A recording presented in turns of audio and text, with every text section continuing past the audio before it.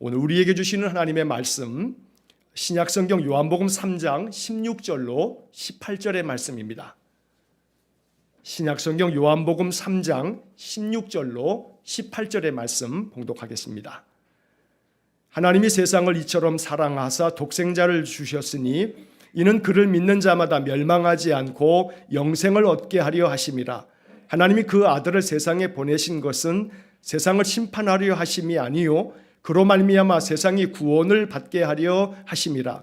그를 믿는 자는 심판을 받지 아니하는 것이요 믿지 아니하는 자는 하나님의 독생자의 이름을 믿지 아니하므로 벌써 심판을 받은 것이니라. 아멘. 자, 우리 함께 축복의 인사 한번 하겠습니다. 옆에 뒤에 있는 분들 보시면서 축복합니다 하고 한번 인사하겠습니다. 축복합니다. 자, 이번 한 주간에도 주님의 은혜가 가득한 삶을 사시기를 간절히 바랍니다. 말씀 나누기 전에 여러분들께 기도 부탁 한 가지 드립니다. 지난 새벽에도 제가 기도하면서 말씀을 드렸습니다만 박향자 집사님의 손자 노진현 고등학교 2학년 아이인데 코로나 확진을 받았습니다. 그래서 아마 이제 격리시설에 가서 치료를 받게 될 텐데 노진현 여러분 이름 기억하시면서 꼭 중보 기도해 주셔서 어려움 없이 잘 치유가 되고 회복되어 가정으로 올 수 있도록. 광주에 살아요. 전라도 광주에 살고 있는데 우리 박형자 집사님이 아들의 가정에 자녀들이 손주들이 많아요. 한 5쯤 돼요. 그런데 다른 식구들은 감염이 안 되고 우리 진현이 혼자만이 감염이 됐다고 합니다. 여러분 위에서 기도해 주셔서 아무런 후유 장애 없이 잘 회복되어서 다시 가정으로 돌아올 수 있도록 여러분 많이 기도해 주시기를 부탁을 드리겠습니다. 자, 오늘 이제 우리가 함께 읽은 이 요한복음 3장 16절로 18절의 이 말씀을 가지고 독생자를 주신 이유라고 하는 그런 제목으로 함께 말씀을 나누도록 하겠습니다. 자, 오늘은 성경에 대한 이야기를 좀 하면서 시작을 하려고 합니다. 여러분, 기독교 신앙의 기초는 하나님의 말씀인 성경에서부터 시작이 되죠. 우리가 예수를 믿는 믿음으로 인생을 살아갈 때 예수 믿는 모든 신자들에게 있어서 가장 중요한 것은 하나님께서 우리에게 주신 말씀, 바로 성경입니다. 디모데후서 3장 16절에서 바울이 우리에게 가르쳐준 바에 의하면 모든 성경은 하나님의 감동으로 된 것으로 이런 말씀이 나옵니다. 성경의 모든 말씀은 하나님께서 이 성경을 기록한 기록자에게 감동을 주셔서 하나님의 뜻을, 하나님의 말씀을 그들에게 전해주심으로 이렇게 기록되었다고 성경이 이야기하고 있는 겁니다. 자, 그런데 이 성경에 대해서 성경이 뭐냐라고 하는 그러한 물음에 많은 사람들이 성경에 대한 이야기를 여러 종류로 이야기합니다. 아마 여러분들은 가장 크게 이렇게 아실 겁니다. 성경이 뭔가 하면 이 하나님 말씀이다. 이거 영의 양식이다. 이렇게들 이야기합니다. 아주 정확한 말씀입니다. 성경은 하나님의 말씀이고 이것은 우리의 영혼의 양식이 된다라고 하는 것은 성경에 대한 가장 기초적이고 또 매우 중요한 그런 이야기입니다.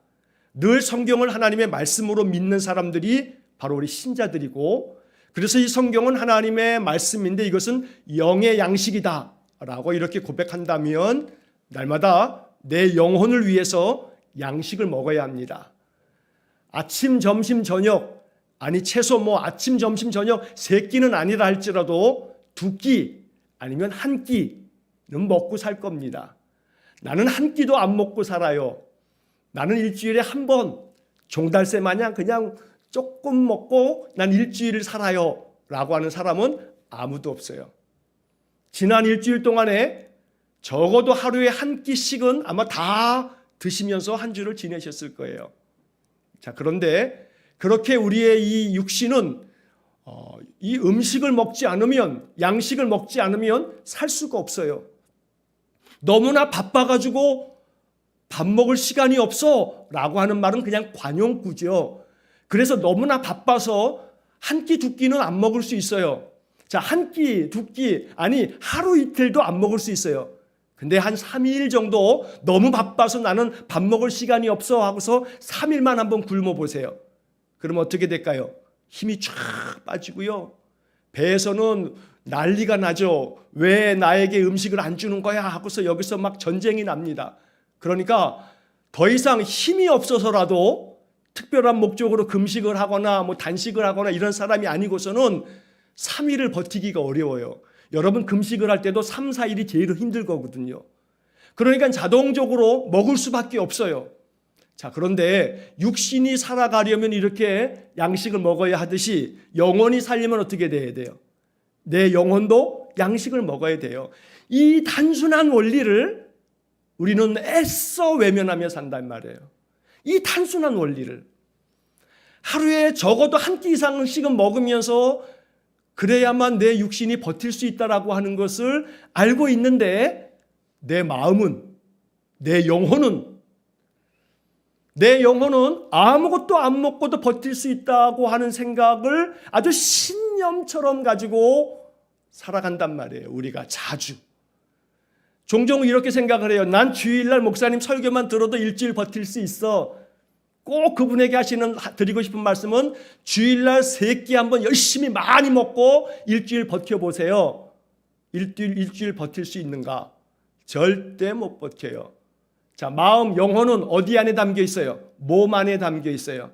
이건 뭔 얘기냐면 우리의 마음과 영혼은요, 몸과 함께 붙어 있어서 이 몸이 작동되는 원리나 마음이 작동되는 원리가 다르지 않아요. 그러니까 주일날 아침에 목사의 설교를 통해서 듣는 이 말씀 하나로 나는 일주일을 살 거야 라고 이렇게 생각하는 분이 계시다면 그분은 일주일에 하루 날 잡아서 일주일치 음식 다 먹고 나머지는 내가 그냥 일도 바쁜데 하고서 안 먹는 사람과 다르지 않죠. 자, 이 말씀 왜 드리겠어요? 먹어야 된다고요. 먹어야 살아요. 따라해 보세요. 먹어야 산다. 내 몸도 내 영혼도 먹어야 산다. 근데 이렇게 얘기해도 아이고 참말로 먹어야 안 먹어요? 먹어야 되는데 안 먹는다고요. 그 안 먹는 마음을 도무지 알 수가 없겠네. 안 먹어요. 다이어트 하느라고 안 먹어요. 영혼은 다이어트 할 필요가 없어요. 건강을 위해서 몸은 적절히 체중 조절을 할 필요가 있겠습니다만 영혼은 아무리 먹어도요, 영혼이 이렇게 아주 비대해지지 않아요. 영혼은 많이 먹으면 먹을수록 영혼은 강건해져요. 음식을 며칠 안 먹고 나면 힘이 비실비실해가지고 힘이 쭉 처지는 것처럼요, 똑같은 원리로 우리의 영혼, 우리의 마음도 그 양식을 먹지 않으면요, 마음이 힘이 안 나요. 버티는 것 같지만 그 버티는 게 아니에요. 안에 생기가 없어요. 그러니까 말씀을 먹으며 살아야 돼요. 그래서 하나님의 말씀은 영혼의 양식이다라고 하는 말씀을 우리가 이야기하는 거죠. 자, 그런데 오늘 성경에 대한 이야기를 하면서 오늘 저는 다른 2가지의 이야기를 좀 나누려고 하는 겁니다. 자, 첫째는 성경이 무언가, 성경이 뭐냐라고 하는 다양한 이야기를 할 수 있습니다만 오늘 나누고자 하는 이 2가지 이야기의 첫째는 성경은 인생 지침서다라고 하는 걸 알아야 돼요. 자, 한번 해봅시다. 성경은 인생 지침서다. 성경이 뭐라고요? 인생 지침서예요. 인생 지침서. 성경은 우리 인생들이 어떻게 살아가야 할지, 이 험한 세상을 어떻게 살아가야 할지를 알려주는 인생 지침서예요. 여러분, 누가 그렇게 묻는 사람도 없겠습니다만 혹여라도 누가 묻는 사람이 있거든랑 대답할 말은 준비하고 있어야 되잖아요. 성경이 뭐냐고 물어보면 어린 손주들이 할머니 성경이 뭐야? 하면 성경이 뭔지를 알려줄 수 있으면 좋겠는데 이렇게 알려주면 좋겠단 말이에요. 성경은 인생 지침서예요. 아이들에게 알려주기는 어려운 말 같습니다만 이제 이야기를 들어보세요. 어렵지 않아요. 자, 성경은 우리들에게 인생을 알려주는 거예요. 삶을 알려주는 거예요. 인생이 어떻게 시작되었으며 어디로 향하고 있고 어떻게 끝나는지를 알려주는 게 성경입니다. 또한 인생의 궁극적인 목적이 뭔지, 왜 살아가는지, 어떤 목적으로 우리가 사는 것인지 이걸 알려주는 책이 성경입니다. 어떻게 살아가야 하는지, 인생의 참된 가치는 뭔지, 정말로 우리의 인생의 삶에 우리가 살아가는 그 이유와 목적은 뭔지, 하나님께서 우리에게 생명을 주시는 이유가 뭔지, 이런 많은 것들을 알려주는 책이 바로 성경입니다. 그 외에도 인생에 대한 많은 이야기들을 들려주는 게 성경인데, 저는 이 성경이 인생 지침서다라고 하는 말을 이렇게 또 표현하고 싶습니다. 성경은 인생에 대한 사용 설명서다. 사용 설명서. 어떤 물건이든지 그것을 바르게 사용하려면 먼저 사용 설명서를 잘 읽어봐야 합니다. 그래야만 실수하지 않고 이걸 잘 사용할 수가 있는 거죠. 여러분, 요즘에 이런 말이 있어요. 스마트 컨슈머. 스마트 컨슈머. 이 스마트, 아주 현명하고 똑똑한 거죠. 컨슈머, 이게 소비자를 말하는 거예요. 똑똑한 소비자, 아주 현명한 소비자를 말할 때 스마트 컨슈머다, 이렇게 말을 해요. 자, 이 스마트 컨슈머, 똑똑한 소비자들은요, 마트에 가면요, 그냥 아무거나 물건을 사지 않아요. 케찹을 하나 사도, 뭐 식용유를 하나 사도, 또 뭐 어떤 햄을 하나 사더라도, 여러분, 회사마다 종류가 얼마나 많아요. 그러니까 이렇게 보고서 제일 싼 게 좋지 하고 싼 거를 선택하는 사람도 있습니다만, 싸든지 비싸든지 중요한 것은 이 물건이 어떠한가라고 하는 것을 뒤에 나와 있는 그 조그만 글씨를 한번 보면서 내용을 한편 살피는 사람들이 있어요. 자, 이 물건이 어떠한 것인지, 이 음식 안에, 이 지금 내가 사려고 하는 이것 안에 나트륨은 얼마나 있는지. 그래서 나트륨이 많은 거는 손에서 내려놓죠. 나트륨 적은 걸 선택해요. 왜냐하면 소금기, 염분기 많으면 혈압에도 참 안 좋고, 그러니까 나트륨 없는 쪽으로 선택을 하게 되죠.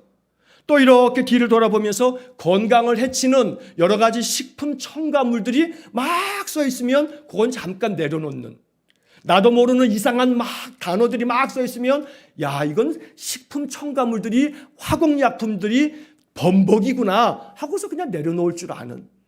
그래서 물건을 하나 사더라도 그 뒤에 것들을 보면서, 마크를 보면서 이거는 친환경 제품이구나 하면서 그걸 선택할 줄 아는.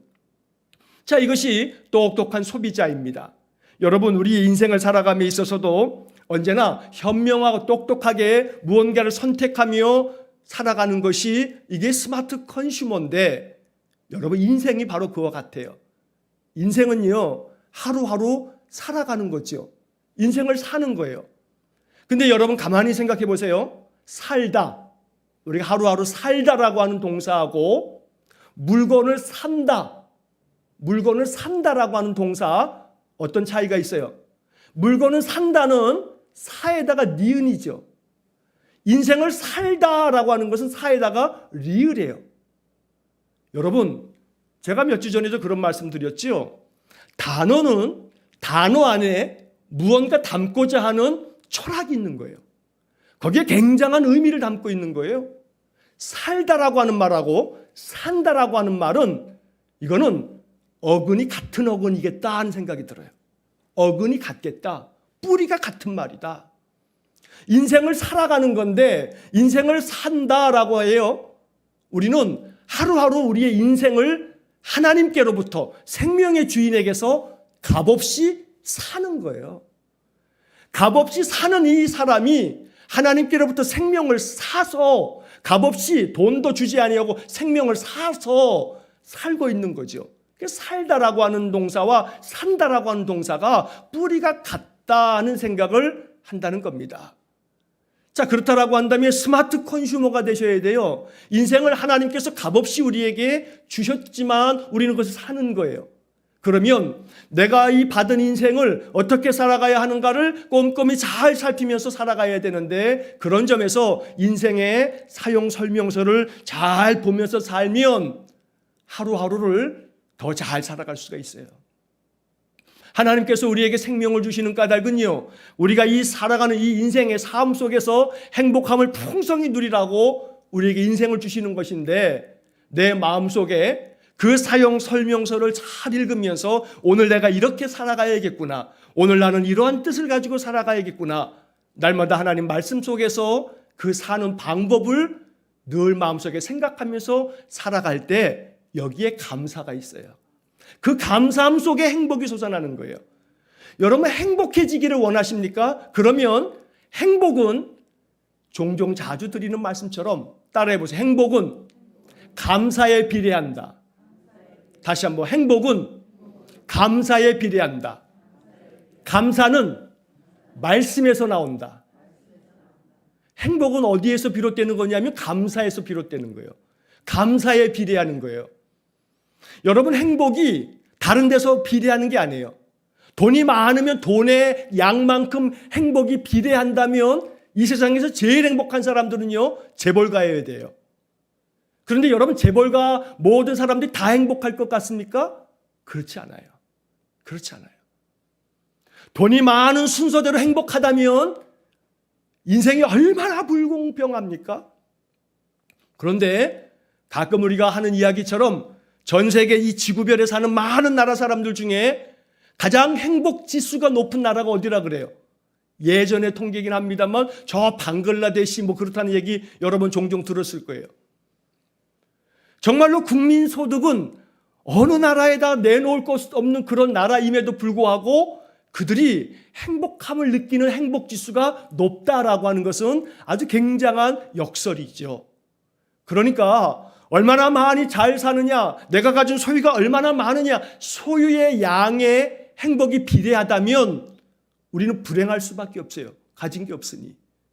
그런데 행복은 소유에 비례한 게 아니에요. 우리가 정말로 알아야 할 것은 행복은 뭐에 비례한다고요? 감사에 비례하는 거예요. 감사에. 여러분, 지난 한 주간 동안에 여러분들의 입에서 감사하다 하는 말을 몇 번이나 해보셨을 것 같아요. 아마 가만히 지난주를 한번 생각해 보세요. 내 입에서 감사하다라고 하는 말이 나오는 것, 하나님 오늘도 참 감사합니다라고 하는 말을 몇 번이나 해보셨을 것 같아요. 만약에 그것을 단 한 번도 해본 적이 없다면 여러분들은 점점 여러분들의 마음이 불행으로 가고 있는 거예요. 불행으로 가고 있는 거예요. 그러니까 날마다 마음이 자꾸 쪼들리고 마음이 자꾸 답답하고 마음이 인생이 자꾸 우울하고 괴로운 거예요. 뭐가 없으니까요? 감사가 없으니까요. 그러니까 행복은 감사에 비례한데 이 감사는 어디서부터 나오냐? 감사는요, 조건에서 나오는 게 아니에요. 감사는 말씀에서 나오는 거예요. 하나님 말씀을 묵상하고 그 말씀의 뜻을 음미하고 말씀 속에서 자꾸 하나님 찾고 그러다 보면 하나하나 감사 아닌 게 없어요. 그래서 말씀 속에서 감사가 나온다는 사실을 잊지 마셔야 돼요. 내 여러 가지 현실적인 환경, 조건, 여러 가지 많은 주변에 있는 이런 일들이 감사할 일들이 많아져서 감사하는 것은요, 이건 굉장히 초보적인 감사예요. 더 깊은 말씀의 사람은 말씀 속에서 하나님 만나가면서 감사가 넘쳐나는 거예요. 감사가 넘쳐나는 거예요. 그러므로 오늘 우리들의 삶 속에서 정말로 중요한 인생의 사용 설명서, 이 말씀 속에서 뭐가 나온다고요? 감사가 나온다고요. 그럼 감사하면 뭐가 더 많아진다고요? 행복이 더 많아진다고요. 그런데 이 인생 사용 설명서를 이렇게 말씀드려도 나는 행복하고 싶지 않아 하는 사람처럼 사시면 안 돼요. 그건 어리석음이에요. 어리석음이에요. 정말로 우리들의 삶이 행복을 추구하기 위해서, 행복한 삶을 살기 위해서 이런 새벽부터 밤늦게까지 일하고 있는데 정작 행복하기 위해서 정말로 해야 할 성경이 가르쳐주는 인생 사용 설명서대로 안 하면 행복이 없다니까요. 그래서 이 인생 사용 설명서를 잘 설명서대로 살아가는 게 지혜요. 이게 스마트 컨슈머예요. 자, 두 번째로 성경은 이제 성경을 뭐라고 할 수 있는가? 성경은요, 하나님의 사랑 이야기예요. 사랑 이야기. 하나님의 사랑 이야기. 다른 말로 하면 하나님의 러브레터. 러브레터. 옛날에 러브레터 써보신 분 마음속으로 한번 손들어 보세요. 자, 옛날로 거슬러 올라가겠어요? 자, 러브레터, 이 사랑의 편지를 쓸 때 마음이 콩당콩당 막 뛰죠. 누구만 생각나요? 그 사람만 생각나요. 안 써본 사람들은 아마 모를 것 같아서 이거 참 어떻게 설명해야 될지 모르겠네. 여러분, 사랑하는 사람에게 편지를 쓴다라고 하는 거, 그 사람만 온통 생각하는 거예요.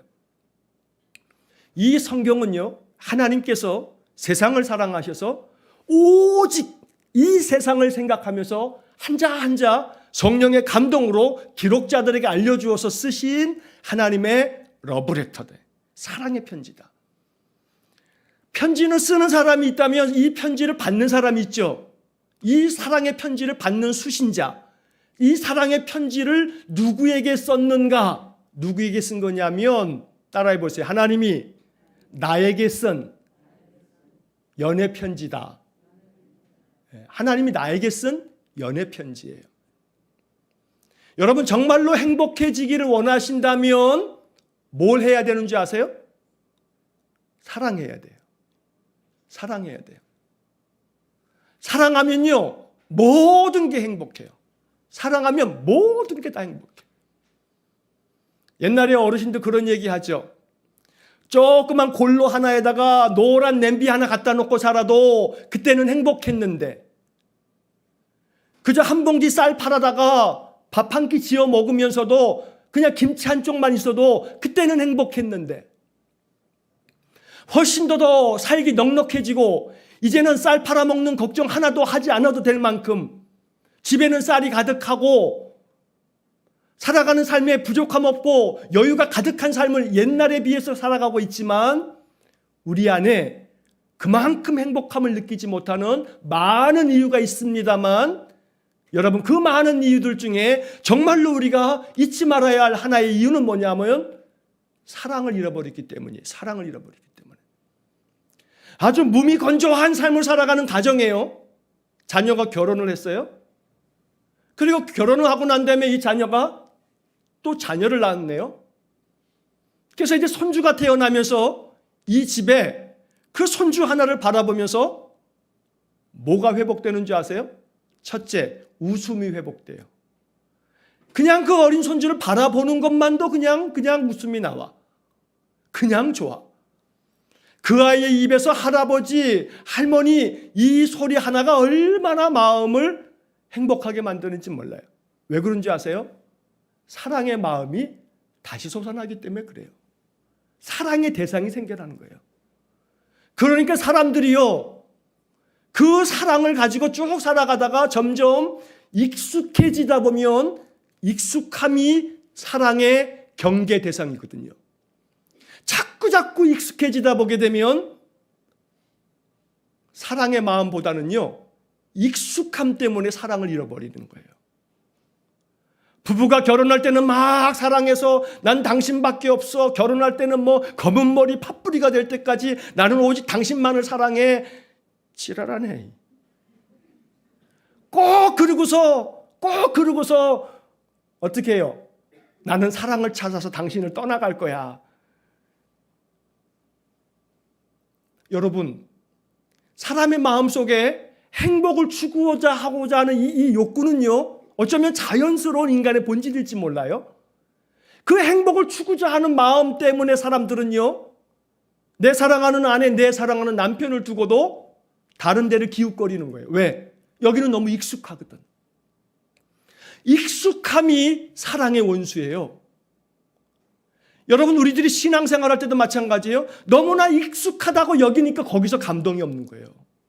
사랑의 마음이 돋구어지지 않는 거거든요. 그러므로 하나님께서 우리에게 주시는 이 사랑의 마음, 사랑할 때 행복이 솟아나는 거거든요. 그래서 이제 우리들은 이제 오늘 본문의 말씀을 읽으면서 기도해야 돼요. 하나님, 내 마음속에 사랑이 다시금 시작되기를 원한다고. 하나님의 말씀은 러브레터, 하나님이 나에게 보내신 사랑의 편지인데 이 사랑의 편지를 받아들고 하나님이 나를 사랑하신다는 말씀을 마음속에 믿음으로 들으면서 하나님에 대한 사랑이 내 마음에서부터 다시금 타오르기 시작하기를 원합니다 라고 하는 기도가 여러분 있어야 되는 겁니다. 이렇게 하나님에 대한 사랑이 시작되어질 때 사랑으로 말미암아 여러분 마음속에 하나님 주시는 행복함이 점점 더 확장되고 넓어지고 깊어지면서 그 행복 때문에 인생의 삶에 더 하나님의 은혜를 누리게 된다는 거지요. 자, 여러분, 이 하나님의 사랑 이야기의 아주 핵심, 하나님의 사랑 이야기의 아주 가장 절정, 성경 창세기서부터 요한계시록 22장까지의 모든 성경의 말씀, 구약 성경은요 929장이에요. 신약 성경은요 260장이에요. 그래서 구약성경 929장, 신약성경 260장, 합하면 1189장, 이 신구약성경 66권 1189장을 다 갖다가 왁 압축계 짜가지고 농축에 농축을 시켜가지고 한 방울 떨어뜨리면요, 요한복음 3장 16절이 떨어져 나오는 거예요. 요한복음 3장 16절은 하나님의 사랑 이야기의 가장 핵심적인 압축된 요약판이다. 교회 학교를 다니셨던 분들은 교회 학교에서 이 노래를 배우죠. 요한복음 3장 16절. 하나님이 세상을 이처럼 사랑하사 독생자를 주셨으니 누구든지 예수 믿으면 멸망하지 않고 영생을 얻으리로다. 요한복음 3장 16절. 여러분, 이게 복음이기 때문에 어린아이들 주일학교 때부터 이 노래를 가르치는 거예요. 자, 그런데 이렇게 노래로도 익히고 너무나 잘 아는 이 말씀의 이 깊이를 우리가 헤아리고 이해한다면 이 말씀이 우리의 삶에 주시는 하나님의 축복이구나라는 것을 알 수가 있어요. 요한복음 3장 16절, 여러분 너무나 잘 아는 이 말씀이 혹 익숙하지 않으세요? 제가 좀 전에 말씀드렸죠. 사랑의 최대 경계해야 할 바는 뭐라고요? 익숙함이라고요. 익숙함. 이 익숙함 때문에 사랑이 사랑으로 느껴지지 않는 거예요. 하나님께서 주신 이 요한복음 3장 16절, 이거 익숙하게 읽으시면 안 돼요. 아, 목사님 말씀하시는 거 뻔한 얘기지 하고 익숙하게 받아들이시면 안 돼요. 이게 하나님 사랑을 방해하고 가로막는 가장 경계해야 할 문제란 말이에요. 자, 여기 요한복음 3장 16절을 한번 다시 한번 보십시오. 하나님이 세상을 이처럼 사랑하사 독생자를 주셨으니, 독생자를 주셨단 말이에요. 하나님이 우리에게 그 외아들 독생자 예수님을 주셨어요. 여러분, 주셨으니까, 주셨다 그러면 이 반대말은 뭐예요? 대응이 되는 말은 뭐예요? 주셨으니 어떻게 되는 거예요? 이제 받는 거죠. 여기에 중요한 포인트가 있는 거예요. 하나님은 주셨는데 그럼 우리는 어떻게 해야 되는 거예요? 받아야죠. 노래는 할 줄 아는데 독생자를 주셨다고 했는데 독생자를 안 받고 산다 이 말이에요. 안 받고. 독생자를 받아야 되는 거예요.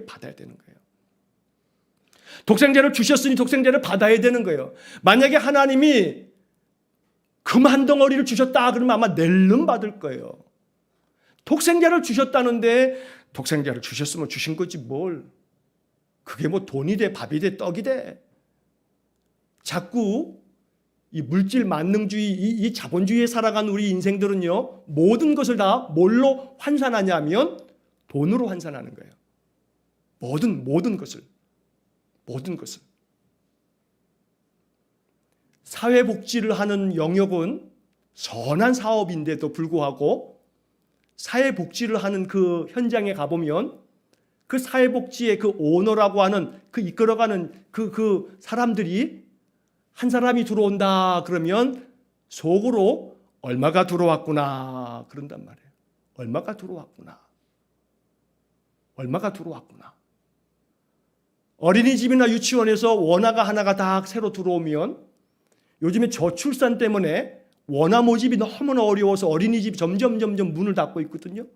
아이가 하나 들어왔다 그러면 얼마가 들어왔구나. 못된 얘기 하나 하자면 교회 신자들이 새 신자들이 이렇게 들어오면 얼마가 들어왔구나. 못된 목사요, 못된 교회죠. 여러분, 사람의 가치를 물질로 환산하려고 하는 이 못된 세상. 이처럼 우리 인생의 삶 속에 정말로 내 삶 속에서 하나님이 독생자를 주셨다 했는데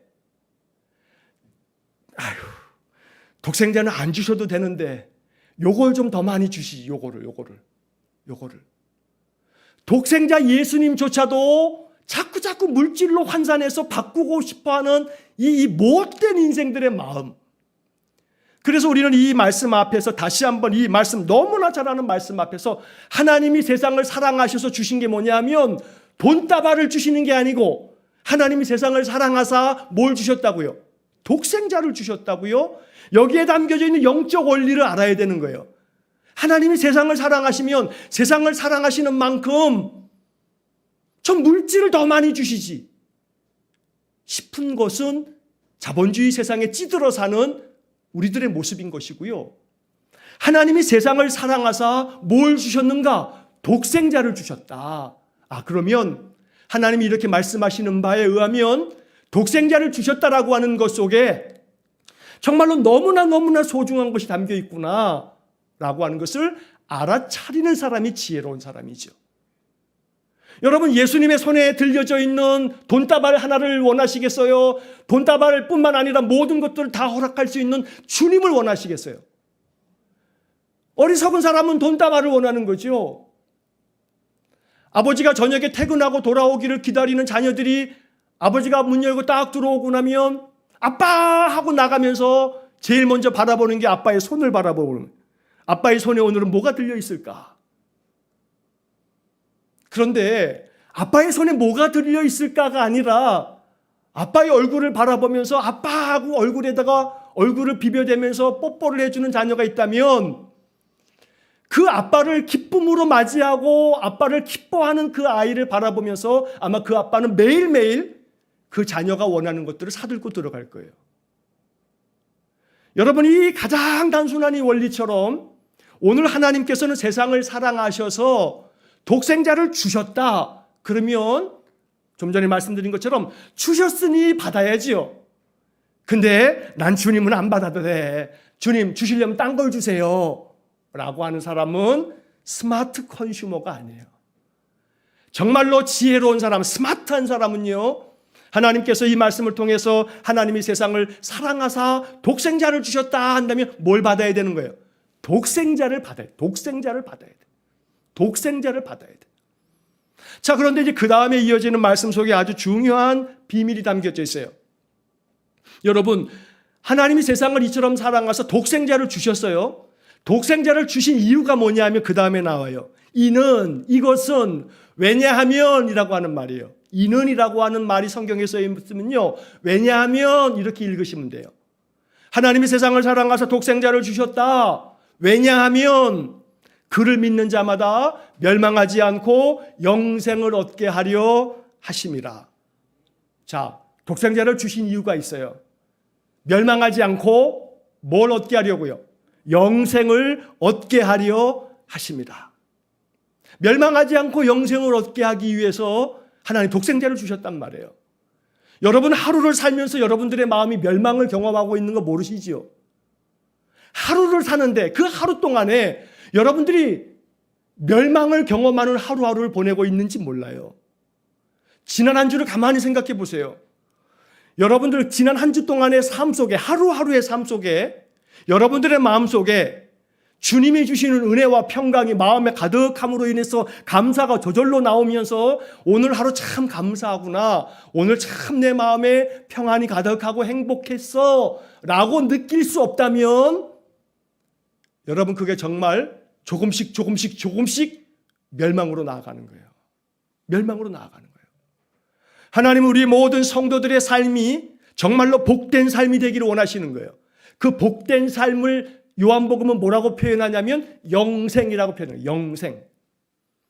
영생에 대한 설명을 제가 종종 설교 시간에 드릴 때 이런 이야기를 자주 드렸어요.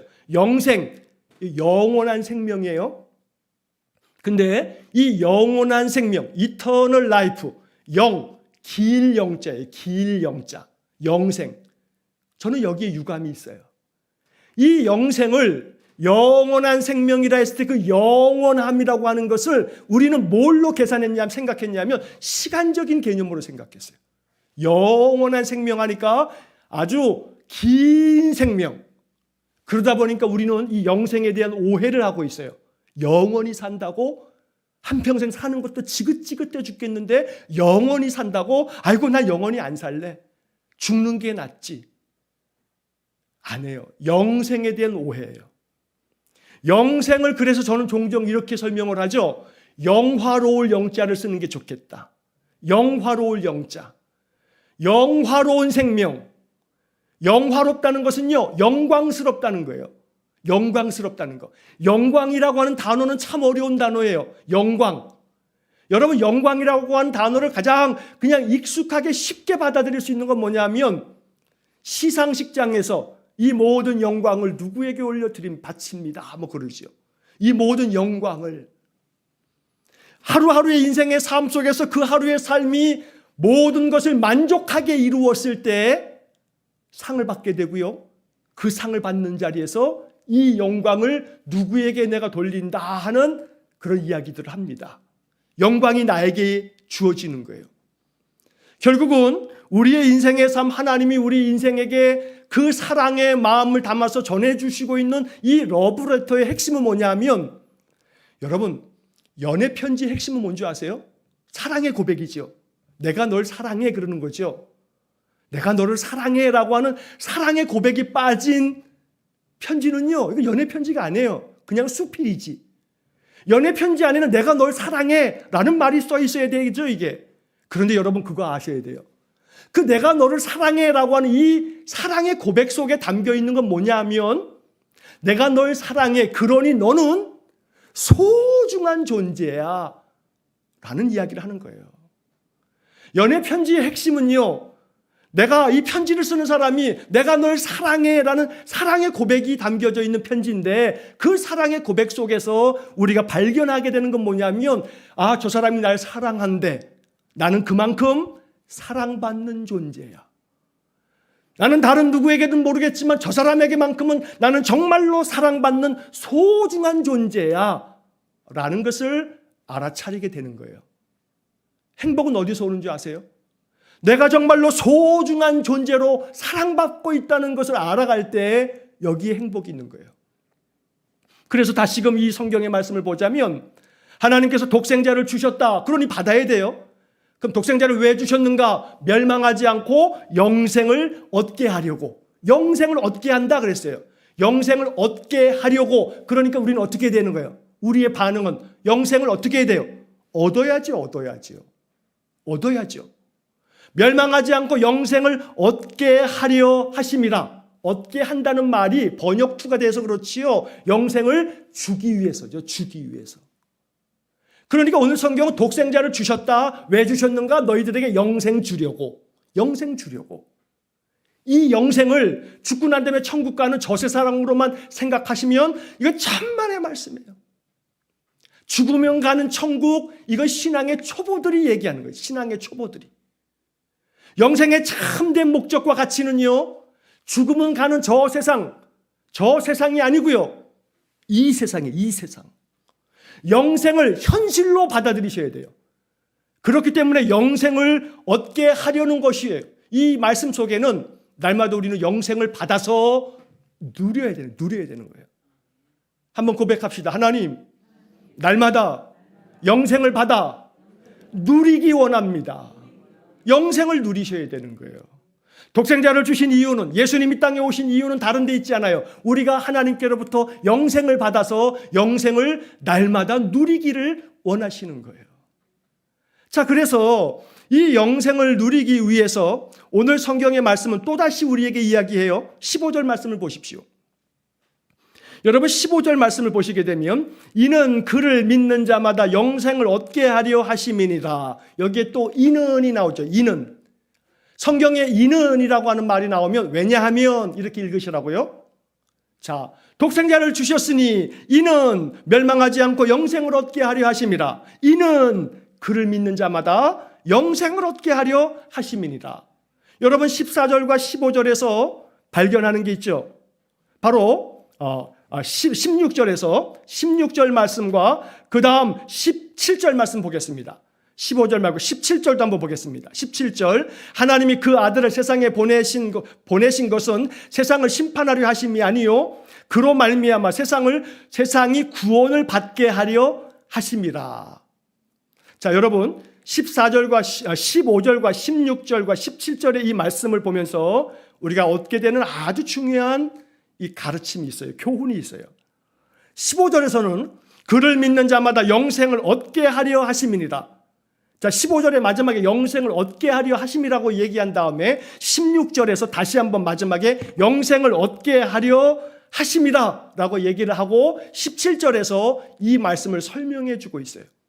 이 17절의 설명은 하나님이 그 아들을 세상에 보내신 것은 세상을 심판하려 하심이 아니요 그로 말미암아 세상이 구원을 받게 하려 하심이라. 구원을 받게 하려 하심이라. 자, 그렇다면 17절의 마지막의 말씀을 다시 한번 잘 보세요. 그로 말미암아. 누구로 말미암아요? 예수로 말미암아. 예수님으로 말미암아 이 세상이 구원을 받게 하려 하심이라. 여기서 받게 한다는 말이 또 나오지요. 하나님이 우리 세상으로 하여금 구원을 받게 하려고 독생자를 보내주셨다는 거예요. 그러니까 구원을 받게 한다고 했으니 우리가 어떻게 해야 된다고요? 다시 한번. 받아야 된다고요. 받아야 된다고요. 받아야 된다고요. 근데 17절에서는 뭘 받아야 된다 그래요? 구원을 받는다고 얘기하는 거예요. 구원을 받는다고. 그러면 16절에서는 영생을 받게 하려 하심이라. 17절에서는 구원을 받게 하려 하심이라.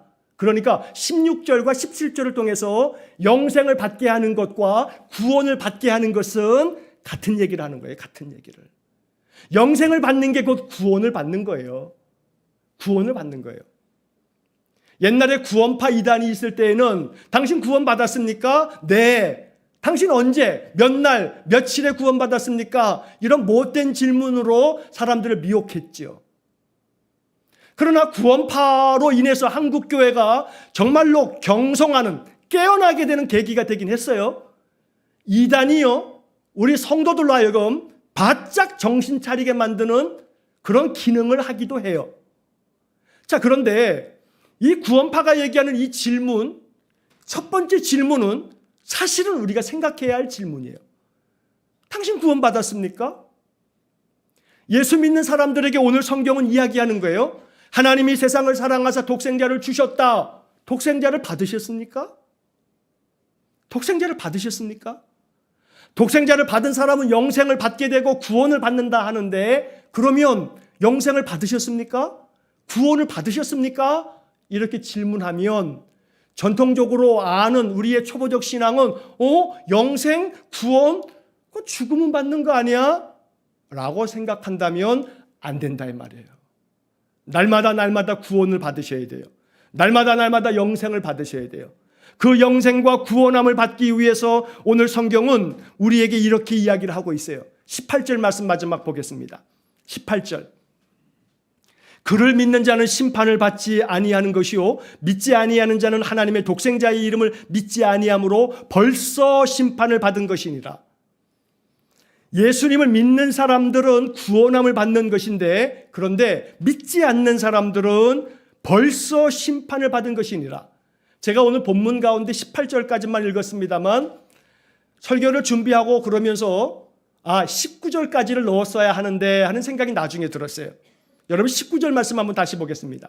19절을 보시면 그 정죄는 이것이니 곧 빛이 세상에 왔으되 사람들이 자기 행위가 악함으로 빛보다 어둠을 더 사랑한 것이니라. 이 19절이 아주 중요한 설명인데 제가 이 말씀을 빠뜨렸어요.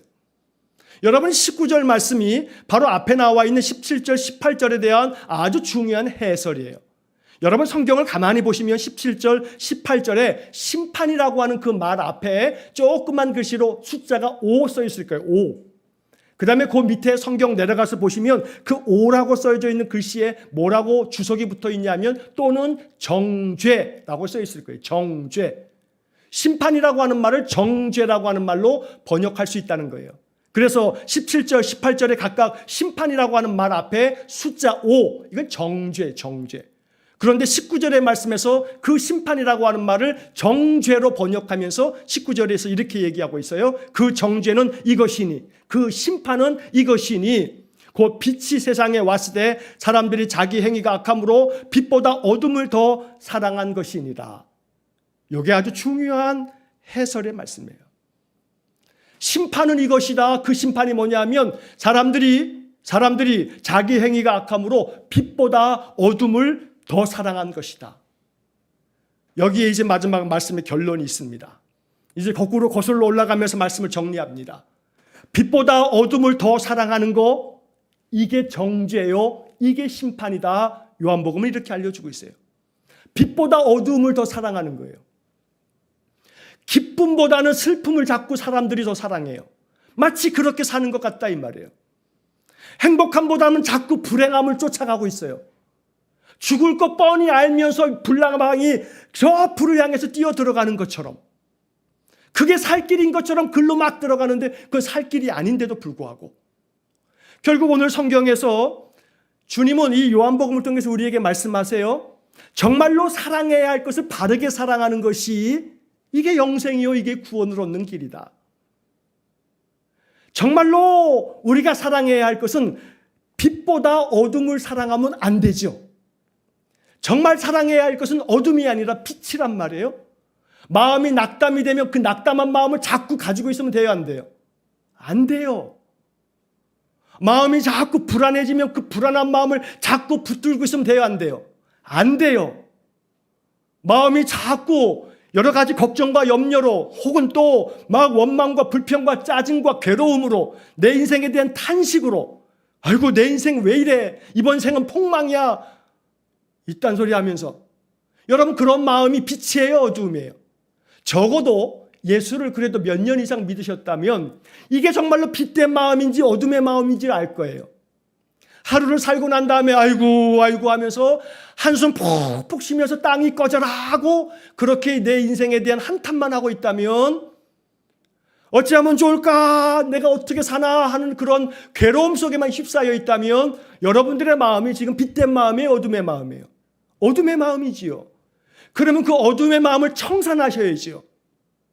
정말로 사랑해야 할 것은 여러분 절망이 아니고 소망이죠. 그러면 소망을 사랑해야 돼요, 절망을 사랑해야 돼요? 답은 명확해요. 절망을 사랑하면 안 돼요. 근데 자꾸 인생들이 절망을 사랑하는 것처럼 절망 붙들고 있더라 이 말이에요. 그러므로 절대 여러분들의 인생의 삶에 부정적인 거, 여러분들의 마음속에 이건 어둠의 일인 것 같은데 생각되는 것이 마음에 찾아오거들랑 그 순간 기도하세요. 하나님, 내가 어두움보다는 빛을 사랑합니다. 내 마음속에 어둠이 다 사라지게 하시고 내 마음에 빛을 채워주세요. 그래서 결론, 내 마음에 빛이 가득해서 내 마음에 빛된 마음으로 소망의 마음, 긍정적인 희망의 마음, 또한 그로 인해서 평안한 마음, 감사의 마음, 하나님 주시는 은혜의 마음이 내 마음을 촉촉히 적시고 있다면 그게 곧 구원이다. 그게 곧 구원이다. 그 속에 감사가 넘쳐날 것이고 그 감사 속에서 하나님께 영광을 돌릴 것이니 그게 바로 영화로운 생명, 영생이다 이 말이에요. 영생과 구원을 너무나 관념적이고 종교적인 교리적인 얘기로만 이해하시지 말라는 말씀을 드리는 거예요. 영생과 구원을 실제 나의 삶 속에서 하나님이 그토록 많이 말씀하신 두려워하지 말라, 놀라지 말라, 내가 너와 함께함이라. 이 말씀이 내 안에 채워지면 내 마음의 어둠이 사라지고 소망이 생길 텐데, 아니 뭐가 좋다고 그걸 계속 붙들고 있는지 말이에요. 그러면 우리는 발견하게 되죠. 내 마음이 내 마음대로 안 되는데 어떻게 해요? 맞아요. 내 마음이 내 마음대로 안 돼요. 그래서 하나님이 필요한 거예요. 내 마음이 내 마음대로 되면 뭔 하나님이 필요하겠어요? 내 마음이 내 마음대로 안 되니까 하나님 필요한 거지요. 그래서 오늘 본문의 말씀에서 하나님이 그렇기 때문에, 내 마음대로 안 되기 때문에 하나님이 우리에게 선물로 뭘 주신다고요? 독생자를 주셨으니. 이게 모든 인생의 열쇠이기 때문에 우리에게 독생자를 주셨으니 독생자 예수님을 믿는 자는 그들에게 영생이 있을 거고 그들에게 정죄함이 없이 그들에게 구원이 있다고 말씀하는 겁니다. 바라고 원하기는 날마다 여러분들의 인생의 삶이 구원의 삶, 영생의 삶이 되기를 축복합니다. 하루하루 내게 주신 주님, 독생자를 주신 이유를 여러분 반드시 아셔서 여러분들의 삶 속에 하나님 주시는 행복함이 넘쳐나기를 축복합니다. 세상 여기저기 기웃기웃거리면서 자꾸 추구하는 여러분들의 그 허탄한 마음을 정리하셔야 됩니다. 허탄한 마음을 정리하지 않으면 자꾸 오늘 이 19절의 말씀처럼 빛보다 어둠을 더 사랑한 것이니라. 내가 지금 더 붙들고 있는, 더 추구하고 있는 어둠 때문에 내가 행복을 잃어버리는 겁니다. 그러므로 정말로 오늘 이 땅에 하나님이 세상을 사랑하셔서 우리에게 주신 것은요, 세상 사람들이 기대했던 것과는 달리 하나님이 세상을 이처럼 사랑하사 독생자를 주셨으니, 독생자를 주셨다고 말씀하니 독생자를 받으시기를 축복합니다. 독생자 예수님을 믿는 그 믿음 안에서 예배하시길 바랍니다.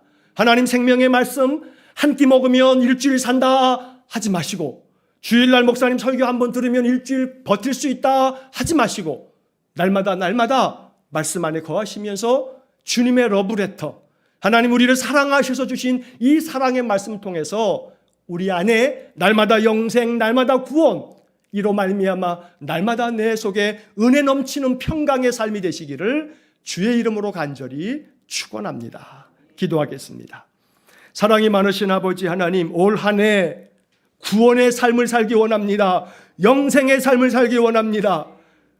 이것을 위해서 하나님이 세상을 사랑하사, 우리를 사랑하사, 나를 사랑하사 독생자를 주셨다 했으니, 하나님이 독생자를 주셨는데 내가 이 독생자 예수님을 믿음으로 받아들이지 않으면, 그래서 예수님과 함께 살지 아니하면 하나님 주시는 이 영생과 구원을 맛보지도 못하면서 산 채로 낙담과 좌절과 절망 속에 괴로움의 이 어두움을 뒤집어쓰고 살 텐데, 하나님이 이 복음의 말씀을 통해서 정말로 하나님 주시는 이 은혜로운 축복의 선물, 독생자 예수님을 내 마음속에 영접하고 이 예수님 말씀 따라서 살아가면서 내 삶이 날마다 구원과 영생이 충만한 삶, 그래서 감사가 넘치는 삶이요, 행복함이 넘치는 삶이요, 은혜와 평강이 가득한 삶을 살아갈 수 있도록 우리에게 은혜를 내려 주옵소서.